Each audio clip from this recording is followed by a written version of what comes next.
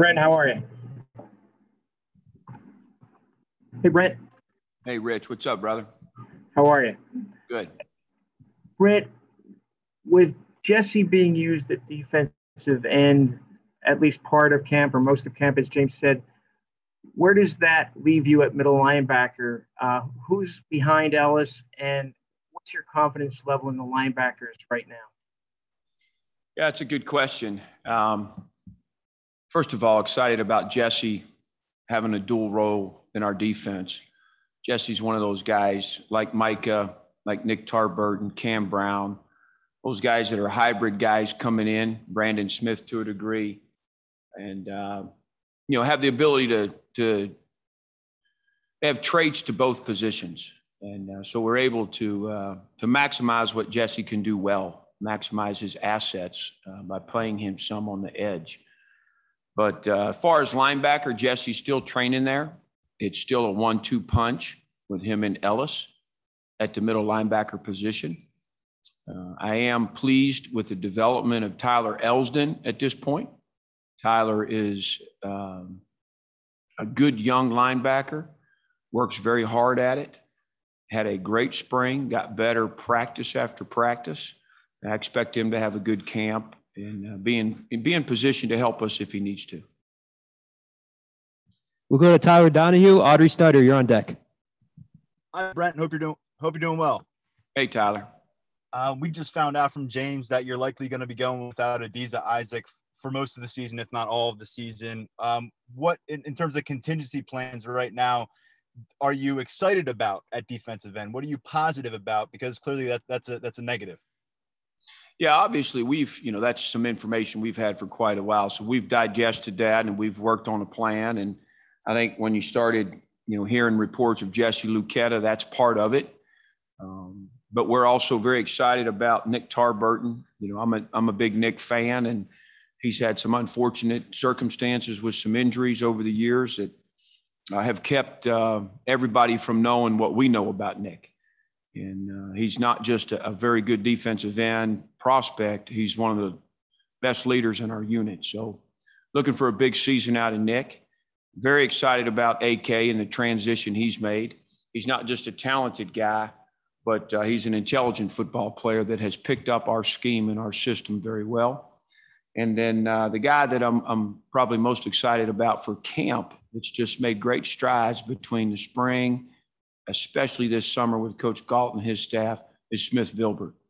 Smith has some similar qualities to Etor Gross Matos, basketball background, very athletic, very good size. And Smith's finally turning the corner, and really he's a football player for the first time and not a basketball player playing football. So he's got tremendous size, tremendous length, athletic. When I watched Smith Vilbert play basketball in high school, you talk about me and Spence coming out of a gymnasium excited. We couldn't get over the way he could move and transition at that size. So excited about what Smith can do this camp and put himself in position to be a productive end for us this fall. And then, obviously we talked about Jesse, and Jesse's always had very good rush ability. You go back to his film and you look at the snaps where he's blitzing for us, and he's pretty hard to block. He's got a good low shoulder rush. I consider his rush ability a real positive for him.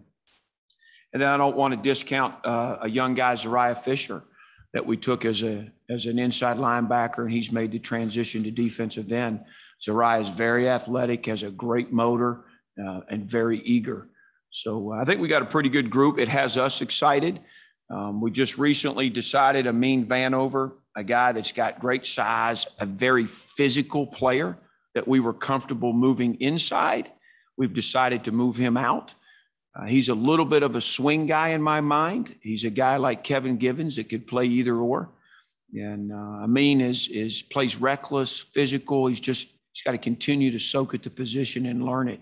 But he's a guy we're excited about as well. So got a really good group. Obviously, it's unfortunate about Adisa. Was excited about him as much as anybody.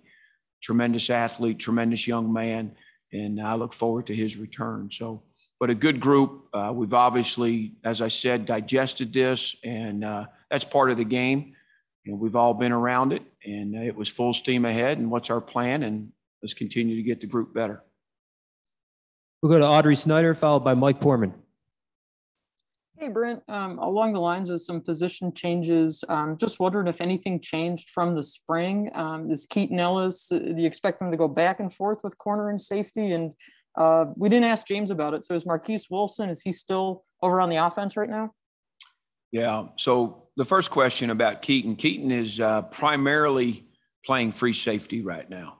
Keaton's a guy that we feel like we need to train at either or, boundary or free. We got a lot of respect for Keaton. We're excited about his abilities at the position. He's a guy, if we need, we're comfortable putting back at corner. This wasn't about him not being good enough at corner. It was about possibly his best position potential being safety. So we've got good depth at corner right now. Marquise is primarily working with us, but expected to have a role offensively.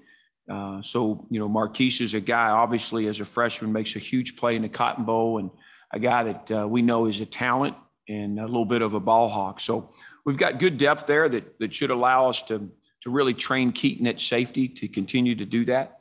But at the same time, we've got some other guys that are mixing it up a little bit. Jonathan Sutherland, plays the safety spot. He's also playing some Sam for us. Jonathan's a guy we got a lot of respect for that's played a lot of ball here, special teams captain. So again, it's our job as coaches to maximize guys' abilities and minimize their liabilities. And, we addressed a lot of that as spring unfolded, discussed it more through the summer, and now there's a plan of action for a bunch of these guys. So excited about that. Got time for a couple more. We'll go Mike Poorman, followed by Kyle Anders. Hey, Brent. Hey, Mike. The leaders on defense. Who are the leaders on the field and in the locker room, and what's the difference between the two? Yeah, I think that, the difference between the two, to answer that part of your question, is there's certain guys that may not be as vocal. I don't know that their leadership shows up as much in the locker room as it does on the field. They lead by example and work ethic and toughness. And, the best leaders I've been around have been your most productive players, not necessarily your most vocal players. They've been the guys that do what you need them to do no matter what. And I think that we've got a tremendous group, maybe the best group since we've had here. We've had some good ones, but starting up front with PJ Mustafer, unbelievable work ethic, arguably our hardest worker and our biggest player on defense. It's a great sign when one of your defensive tackles is your hardest worker, first one out to the field, and he is a vocal player. Nick Tarburton, as I mentioned, a little bit more of a leader by example and work ethic and maturity, not so much the vocal aspect as some other guys. And then, of course, at linebacker, we're very fortunate. Ellis Brooks and Jesse Luketa, have played a lot of football here. They've been around a long time. Intelligent football players, both extremely hard workers, and both vocal guys. And then I'm probably, Tariq Castro Fields, fifth-year guy, true fifth year. Again, just a very mature, great worker. Has become a vocal leader, and just tons of experience, and excited about Tariq and his decision to return. And then a guy that to me has really impressed me and surprised me to a degree with his leadership qualities is Jaquan Brisker. He has always been one of our best workers, but his consistency off the field, the maturity he shows right now, he's speaking out, he's holding guys accountable. I'm super excited about the role he's taken and the growth he's shown. So we have quite a group on our side of the football. And that's, I don't want to leave out Jonathan Sutherland. Jonathan, is a leader on special teams, but has a big role on defense, is in competition for some starting snaps. And, is one of the more mature guys we have and one of our better workers. So anytime I've been around a group that your best players are your best workers and your high character guys and just a ton of maturity, that's been a really, really good thing. So That's what we're working towards. We're putting it on these guys. These leaders understand that this isn't just kind of let this thing go and it rolls off your sleeve. You got to be proactive, and we're going to do this together. So got a great group. And our last question is Kyle Andrews, Center Daily Times. Oh, Brent. I just wanted to ask, how has Curtis Jacobs' development gone? I know last year he got a lot of snaps. He highly touted recruit, but what have you seen from him, and how do you feel like he can be a leader to your defense, especially as a sophomore? Yeah, Curtis is a guy I'm really excited about. I think a lot of people are anxious to watch what Curtis does this fall. Tremendous talent. As you remember, he played a variety of positions in high school, and you see that in his play at field linebacker. He's got good athleticism in space. He's got man coverage skills. He's a very aggressive athletic blitzer, and he's a savvy football player. He's determined. He's eager. He asks a lot of questions. He's still learning the position and getting comfortable in the defense and getting comfortable with adjustments. But, Kurt's one of those guys that could lead by example this fall in his work ethic and his production. So I'm excited about Kurt and what he's going to do out there to the field.